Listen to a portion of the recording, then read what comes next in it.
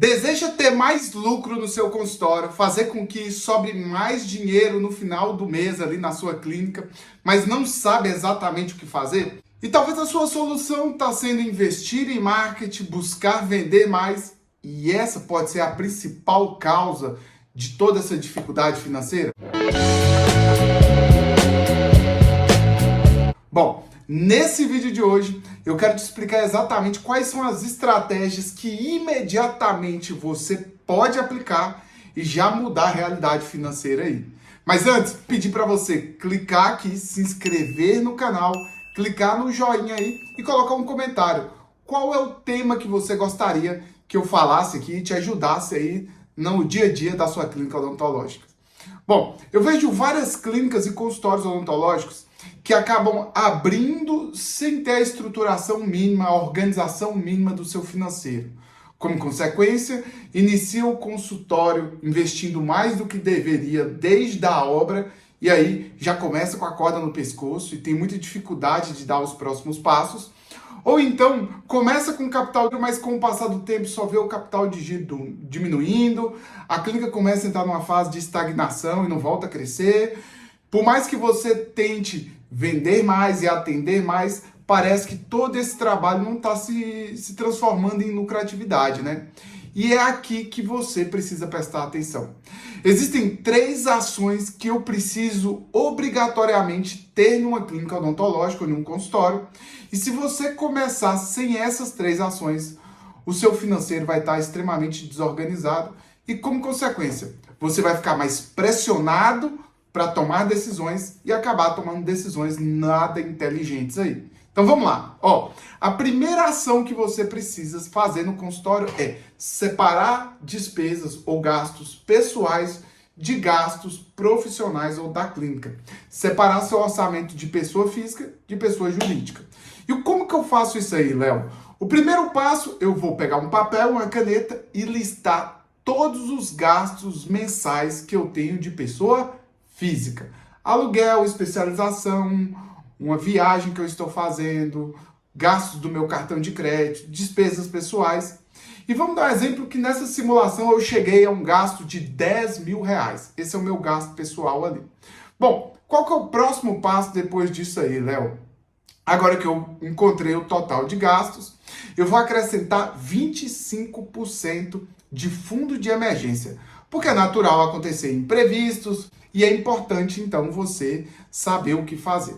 Bom, Léo, nessa simulação eu tive 10 mil de gastos fixos, mais 25% seria 2.500, então um total de 12.500. Esse vai ser o seu orçamento pessoal.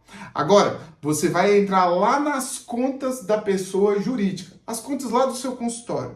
E você vai inserir no dia 1º um funcionário que é você e vai colocar esse valor lá do seu orçamento pessoal. Você já tem uma média de lucro aí do seu consultório. Quando você insere esse salário que você deveria ter, você continua tendo lucro? Se sim, você vai analisar então se continua sendo viável manter esse salário.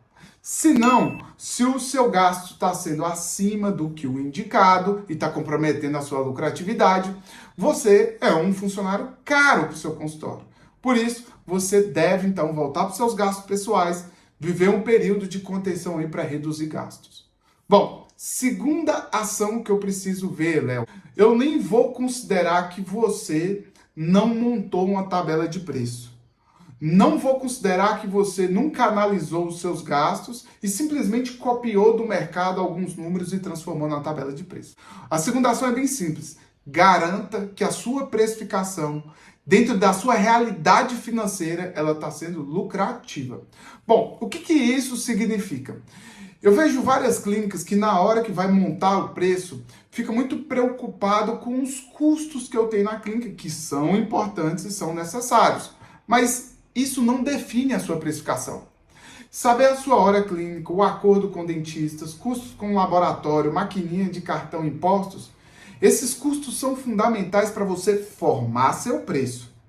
Mas existe uma diferença entre formar o preço, que eu analiso os custos e sei qual é o mínimo que eu deveria cobrar por aquele procedimento. Mas na hora de definir o seu preço, aquela tabela que você vai apresentar para os pacientes é diferente. Você vai apresentar o preço diante da percepção de valor dos seus pacientes. Traduzindo, você identifica o valor mínimo analisando os custos, mas você vai cobrar o valor que seria o máximo que seus pacientes estão dispostos a pagar. E como que você vai saber isso? Simplesmente testando. Você vai pegar a tabela de preço atual e faça um teste aumentando 10% dela. E aí comece a apresentar um novo orçamento com esses valores. Se os seus pacientes continuam pagando da mesma forma, significa que a percepção de ver a sua autoridade, uma referência, e que eles estão satisfeitos com o seu atendimento, por isso eles pagariam até mais caro, significa que o seu valor é maior do que o que você está cobrando. Terceiro e último passo, você precisa ter uma política comercial. Política comercial nada mais é do que um documento que vai te dizer, dentro daquelas faixas de preço ou de venda, quanto que você pode parcelar, dividir ou dar de desconto. Exemplo, de 0 a R$1.000 em venda no plano de tratamento, eu posso dividir em até 4 vezes. Acima de R$1.000, eu consigo dividir em até 6 vezes. E aí, tratamentos superiores a 5.000, meu parcelamento é maior, eu vou fornecer novos descontos e condições de pagamento. Por que eu preciso ter uma política comercial? Nada mais é do que você garantir que se houver vendas dentro dessas condições aqui, está sendo lucrativo. Um dos principais problemas que eu vejo de quem não tem uma tabela de preço, ele basicamente define o preço quando olha para o paciente. Existem pacientes que têm uma cara que tem uma condição financeira maior, e aí você acaba cobrando um preço mais alto. E existem aqueles pacientes que aparentam não ter uma condição financeira que você imagina, e por isso você acaba cobrando mais baixo. Em alguns casos, você pode estar tendo até prejuízo por esses procedimentos. Por isso, do que adianta você querer vender mais, querer investir mais em marketing, se o seu preço não está correto, se sua negociação não está correta? Você só vai piorar a situação aí, né? Então, dentro dessas 3 ações, você já vai mudar a realidade financeira do seu consultório. Mas eu quero aproveitar e dar a 4ª recomendação, e que é uma recomendação que a gente trabalha muito nos nossos programas mais avançados, mas que eu quero que você saiba aí. Todo tratamento só será iniciado após o pagamento. Então, eu não vou iniciar um tratamento, ter custos por esse tratamento, sendo que o paciente vai pagar numa próxima consulta ou mais para frente. E isso não pode acontecer.